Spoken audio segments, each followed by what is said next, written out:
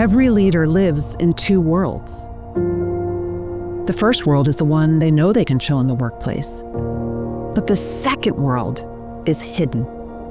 We hide our awkwardness, our vulnerabilities, the parts of ourselves that we're afraid might make us look less than perfect.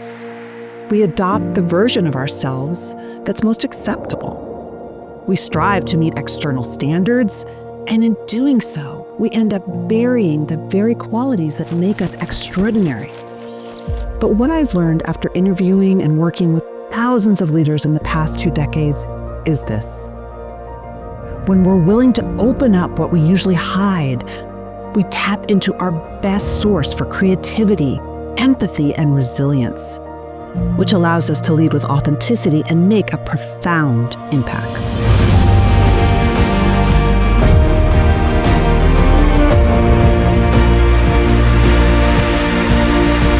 Please welcome to the stage, Morra Aarons-Mele.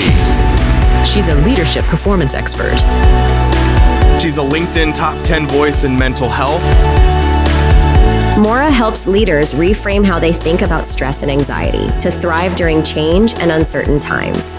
She's also the author of the book, The Anxious Achiever, and an award-winning podcaster for the Anxious Achiever podcast, a top 50 business podcast.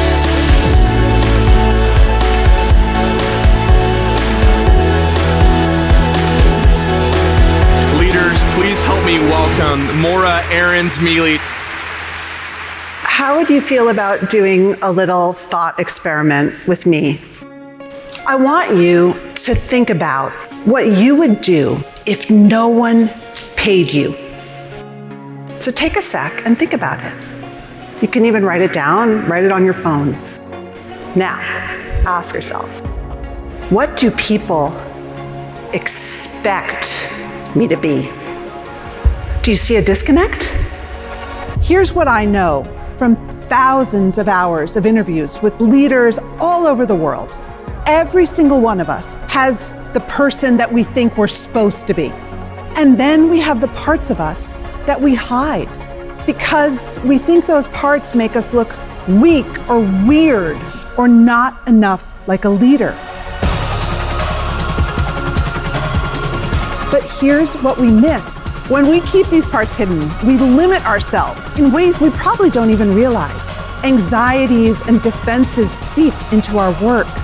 They affect how we communicate with our teams. They affect how we face challenges and how we interact every single day.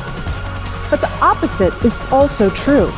When we're willing to look at what we think are weaknesses, when we're willing to feel the emotions that come along with it, we can be the authentic leaders we were meant to be. And I know this because I faced this battle myself. My guest is Morra Aarons-Mele. Sounds like there was a problem you have that you wanted to address, and a problem that a lot of people have. When I work with leaders, the first thing they see or hear about me is my external success. But soon they'll learn I'm an extreme introvert. I struggle with really bad social anxiety. I never feel like I understand the assignment or I fit in. But the thing is, when people know this about me, they can let their guard down, which opens up the conversation for us to be truly who we are inside and out. And that makes us the leaders we were meant to be, and most important, the leaders that our teams need us to be. When we embrace who we are, we become free to access the best parts of ourselves and free to imagine new ways to work, which we desperately need right now. We need new ways to work.